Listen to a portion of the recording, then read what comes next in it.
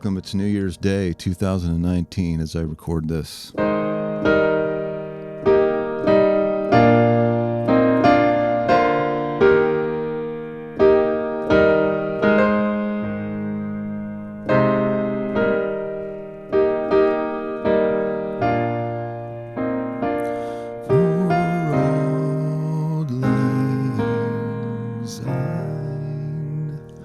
All right, welcome to the Should Be Known podcast. I'm Clayton Pixon, and today I want to give you kind of a taste of the overall landscape of psychology today, being the first day of 2019. I've mentioned before how the whole field of psychology is, in my mind, kind of really swimming in a lot of uncertainty and non-coordination and different opinions and just a little bit in the dark, I feel like, and could use some real help in coordinating it and really understanding what's behind everything. We have lists of symptoms and what they associate with, and we've generated all these lists of different mental disorders, but we don't have anything really tying them together, to me, that I've seen. And kind of what I'm proposing through this podcast is at least one way to understand these mental disorders and what we do in a way that really describes them at their root, not just describes a set of symptoms and puts a name on it and then kind of tries to categorize things and separate them apart and group things together in ways that maybe make sense at the time. And it's always changing, the categories we make. Popular way of categorizing them is the DSM. The current one is the DSM-5. And the World Health Organization has the IC something. Doesn't really matter for my purposes here, but it's a good thing to know. I'm not saying that, but what matters is that the world at large and, the United States, where I'm from, has these different ways of categorizing mental disorders, and they're different and they change and they don't always agree, and they receive praise for having created the categories that can be useful, but also criticism because National Institute of Mental Health argues that the DSM-5 represents an unscientific and subjective system. It really is unscientific and subjective. I think everybody wishes it were more scientific and everything. There are ongoing questions concerning the validity and reliability of the diagnostic categories. So, why did you categorize it that way? That's, is that based on anything, or you just kind of pull that out of your head? The reliance on superficial symptoms, I suppose by that they mean symptoms that may not be relevant to the actual problem. The use of artificial dividing lines between categories and from normality. So again, what are you going to call normal? What's a disorder? Possible cultural bias and medicalization of human distress. Medicalization of human distress. Anyway, so it's not perfect is all I'm saying. And, I believe lots of people are doing the best they can and working with what they have. However, I have a kind of a high goal for this little branch of intellectual study on self-deception, which is that it will help us all understand mental conditions and mental illnesses and, primarily depression and anxiety, but also the other big ones. Let's read some of the major disorders. So here's WebMD. I'm using as my text the internet today, but I think that's a good thing for what I'm doing, because I want to get the current, whatever's kind of out there available to everybody. The DSM book costs well, if you get the DSM app, I was looking at that the other day. I didn't look at the app, just looked into buying it on the App Store. It costs $70, and it all the reviews are kind of low, just for the pure fact that it's very incomplete. It doesn't cover what the book covers, and the book is $170 or so. So I don't have my hands on one of those at the present. I'd like to, but anyway, this will suffice for today. So here's some of the common disorders that you'll read about: anxiety disorders, mood disorders, including depression, bipolar, cyclothymic disorder, psychotic disorders, that includes schizophrenia. And my webpage is moving because of ads. Psychotic disorders, eating disorders. That includes both anorexia, not eating enough, and I guess eating too much, right? Impulse control and addiction disorders. So alcohol and drugs are kind of in here, addiction to those. Okay, personality disorders, including antisocial personality disorder, obsessive compulsive personality disorder, paranoid personality disorder, obsessive compulsive disorder, that's OCD, post-traumatic stress disorder, and that's the end of the page. And there are other lists like that. I want to just touch on the one more list. So this one does have ADHD, attention deficit hyperactivity disorder, anxiety disorders, autism is on this list, bipolar disorder, which is basically just like depression and mania, kind of going back and forth, right? Borderline personality disorder, depression, dissociative disorders, early psychosis and psychosis, eating disorders, obsessive compulsive disorders, post-traumatic stress disorder, schizoaffective disorder. That's like related to schizophrenia, obviously, and schizophrenia. So those aren't all of them, of course, but those are some of them. And they're just kind of spread out on the table like a spilled bag of marbles. But let me read you something interesting that I came across on webmd.com. And I don't want to blame them for, single them out or anything, because lots of people say this, and it's true. And let me read it. No one knows, it's talking about depression, no one knows exactly what causes it. Does that seem remarkable to you? It seems remarkable to me. Depression, which has been called a plague of our age, plague of our time and everything, no one knows. God knows. I don't know. It just sounds to me a little like saying there's no, angels don't visit the earth anymore, and God doesn't speak to his children anymore, and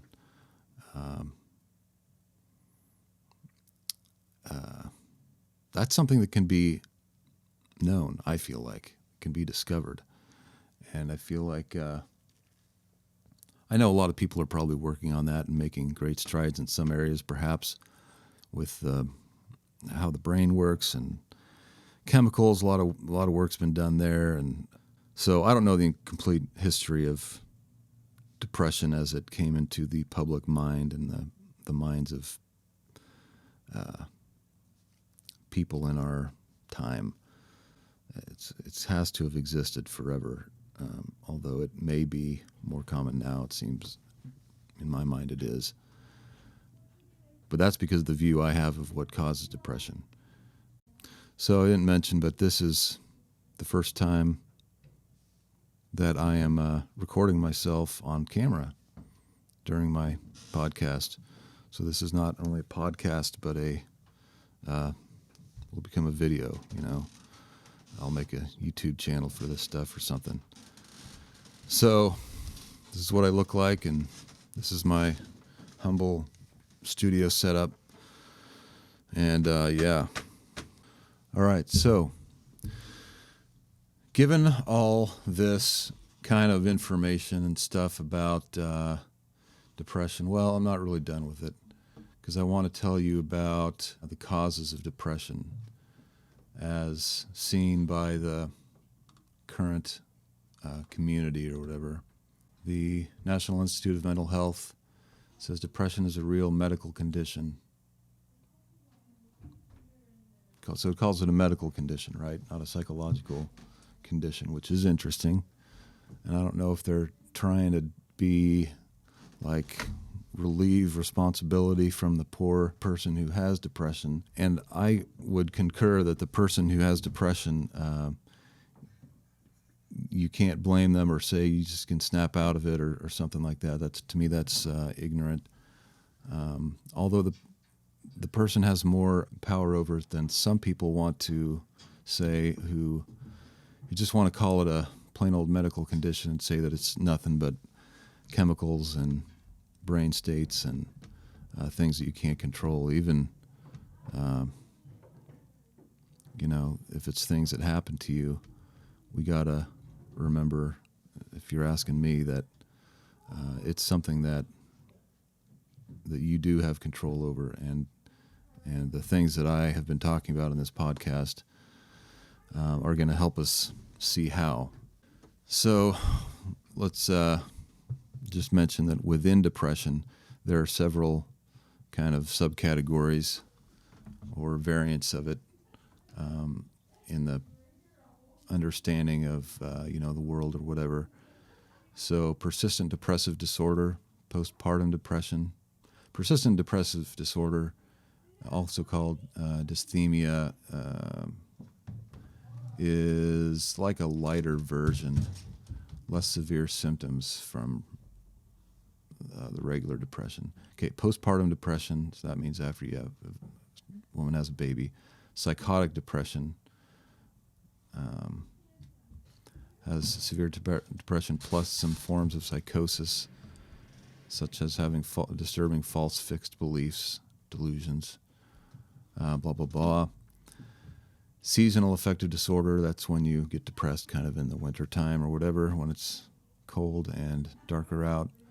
Bipolar disorder, as we mentioned, where you're kind of depressed and on the one hand and then manic on the other, getting a great mood on the other side. So those are the different variants of depression. Signs and symptoms. Let's read this. Okay, so if you have depression, we're talking about depression now, you may have persistent, sad, anxious, or empty mood. Okay, that empty is very revealing to me. An empty mood. Why would you have an empty mood? Didn't we talk about that?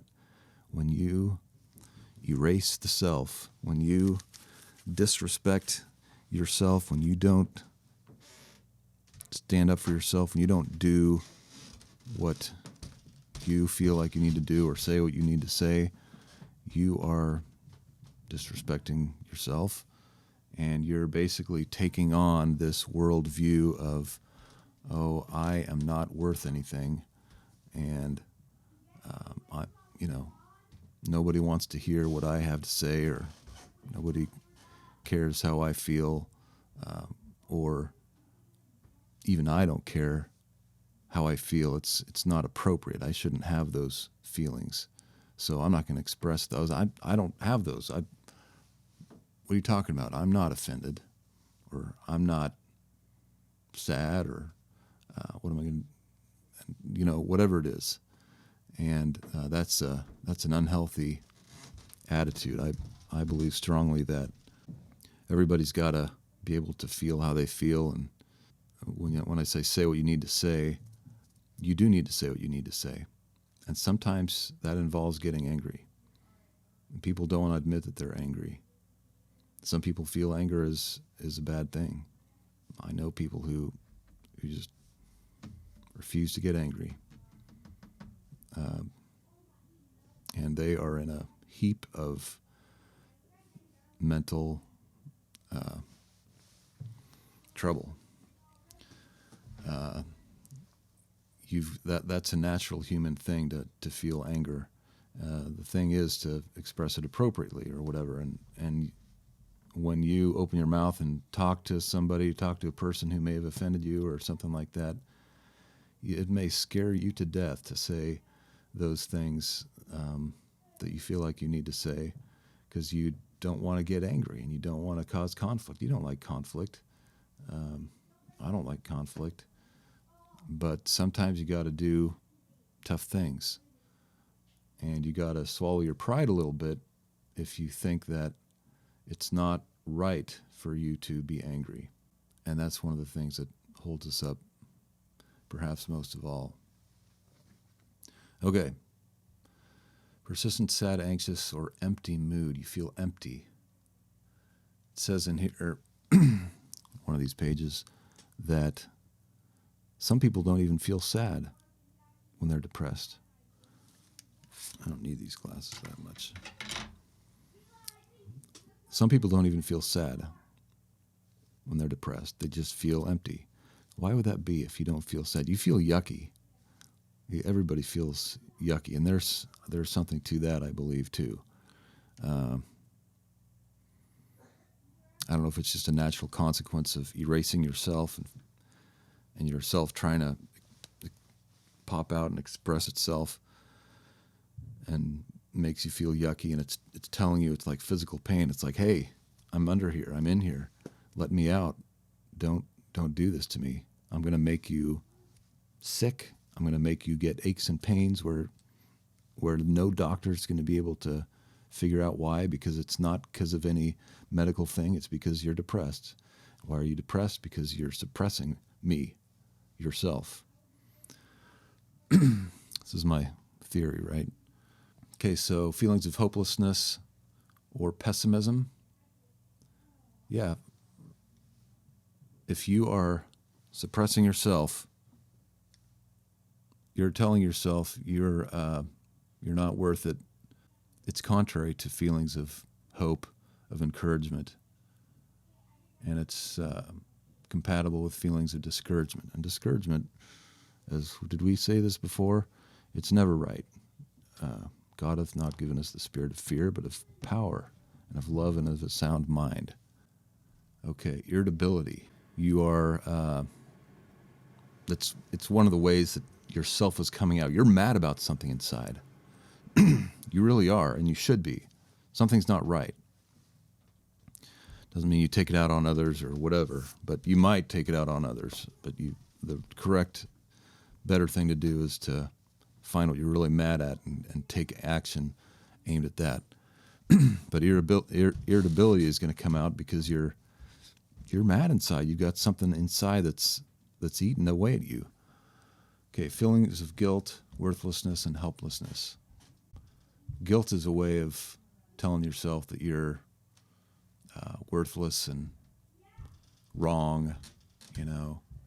It's like a justification for telling yourself you're worthless because you're guilty of something when you're really not. There is such thing as true guilt. We know that, but it's not. It's different. There's the satanic copy of everything good, right?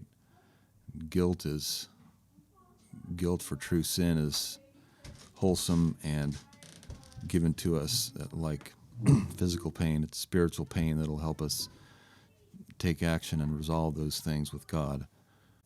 But feelings of guilt described here are I did something wrong and I'm in the wrong, and either that's the cause of my woes, or anyway, it goes along with these other things. Worthlessness, we already talked about that. Helplessness, I can't do anything. That's also, you've got to tell yourself you're helpless, because otherwise you'd admit to the truth, which is that you are not helpless. You can say what you need to say, or express your feelings however you need to. It doesn't necessarily have to be to the person. It can be on paper to begin with. It's a great way to do it. Just yelling at somebody in the car, use some cuss words that you might not use in public. I don't know if you're supposed to do that, but I may have done something like that before.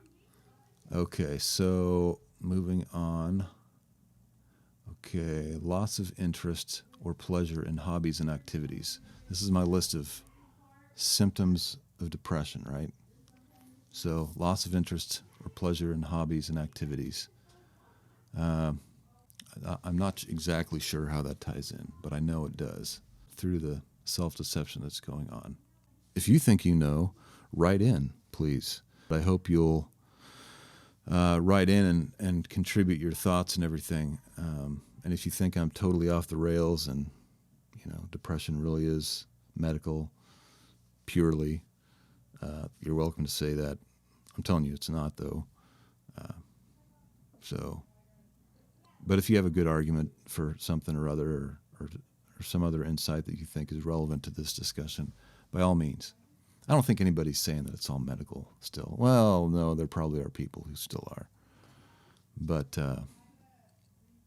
they're fighting an uphill battle now, because I think people are moving to the point where they know that it's not just plain old brain chemicals. Okay, let's blow through this list and be done with this part. Loss of interest, pleasure in hobbies and activities, decreased energy or fatigue, moving or talking more slowly, feeling restless or having trouble sitting still, difficulty concentrating, remembering or making decisions, difficulty sleeping, early morning awakening or oversleeping, appetite and or weight changes, thoughts of death or suicide attempts, aches or pains. Isn't that interesting? Aches or pains, headaches, cramps, or digestive problems without a clear physical cause and or that do not ease even with treatment. What does that tell you? To have that as a common symptom that's associated with depression. To me, that tells me two things. The mind has the power to make, the mind and the body are closely related, first of all, and has the power to make you have aches and pains and other problems that are real, but that you don't know what the cause of them is. Some people would argue that they're not real, but I know of people, and with my own experience, I'd say no. There's some actual real physical problems, even if they're because of depression. But that doesn't make them not real. So I know somebody who would say, well, since you're, like I keep saying, erasing the soul, those things are popping out, the sicknesses and everything. It's crying to the universe. It's saying, hey,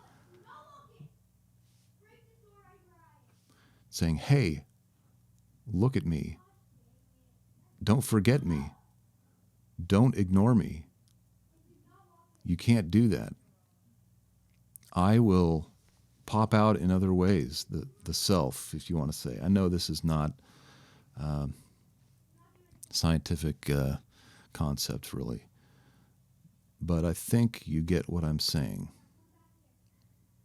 So this is my own personal theory of depression. And let me emphasize that it does not mean that medication could be the thing for you and could be a godsend for you, and that you need to seek that help, or that therapy may not be a godsend for you. So it has nothing to do to say that those, aren't real. And all the other stressors, things that cause, so those are signs and symptoms. Risk factors, personal or family history of depression, major life changes, trauma, stress, physical illnesses, medications. That's not the best list. There's got to be a better one somewhere. Well, I'm not finding the greatest list I want. There's too much that I don't want to read all this stuff right now. Plus, I'm running out of time. I'm way out of time. Way over. So, but hopefully you can see how understanding this kind of self-deception stuff can help you understand depression, for example, which we've kind of focused on today. And we'll get into, anxiety, schizophrenia, OCD, all the other things that we read about. And we'll just look at them and we'll say, okay, how could we understand this in these terms? Is there a way to apply these principles that we know of self-deception and understand these things in a little more comprehensive way? I think there is. And I think that's what we need right now. So, hope you've enjoyed this podcast. Hope you've stayed with me a little bit, and hopefully the background noise isn't getting too terribly bad. It's good to be with you on this New Year's Day, 2019. I'd like to sing you a song. This is the Should Be Known podcast. I'm Clayton Pixton, and we'll talk to you next time. Shall all acquaintance be forgot and never brought to mind? Shall all acquaintance be forgot and auld lang syne? And auld lang syne, my dear, and auld lang syne. We'll drink a drop of kindness yet for auld lang syne. See you later, guys.